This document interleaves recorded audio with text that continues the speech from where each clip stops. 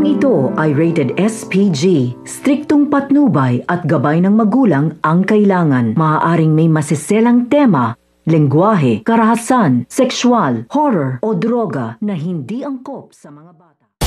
Unti-unti na nga na binabalikan nga itong ang si Moira ng mga karma nga niya kung saan pinuntahan nga siya ng lalaki na itong nitusan nga niya napukpukin ng kamay nga nito ni Annalyn at hinuhut-hutan niya nga ito ng pera. Hindi nga mabigyan nga nito ng pera ni Moira dahil na nga rin bayad na nga raw ito. Tapos na ang kontrata nga nila. Subalit ayon nga dito nga sa lalaki, mukhang kinakailangan nga raw niya. Nakausapin na nga lang ito si Doc Annalyn at dito na nga niya ipagtapat ang kanyang nalalaman at katotohanan sa kung sino nga ba ang nag-utos sa kanya na pukpukin ang kamay nga nito. Kaya naman nag-alala nga ito nga si Moira, subalit hindi pa rin nga ito nagpatinag dito nga sa lalaki.